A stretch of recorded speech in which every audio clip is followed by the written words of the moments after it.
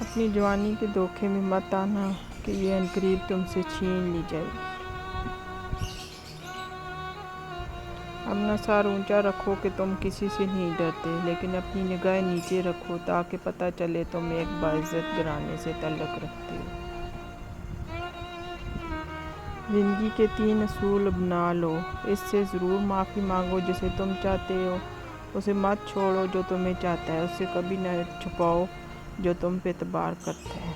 کسی کے خلوص اور پیار کو اس کی بیوقوفی مت سمجھو، ورنہ کسی دن تم خلوص اور پیار تلاش کرو گے اور لوگ تمہیں بیوقوف سمجھیں گے۔ جو تمہاری خاموشی سے تمہاری تکلیف کا اندازہ نہ کر سکے، اس کے سامنے زبان سے اظہار کرنا صرف لفظوں کو ضائع کرنا ہے۔ خواہشیں بادشاہ کو غلام بنا دیتی ہیں، مگر صبر غلاموں کو بادشاہ بنا دیتا ہے۔ قیامت کے دن اسی کو امن و امان حاصل ہوگا جو دنیا میں خدا سے ڈرتا رہا ہوگا۔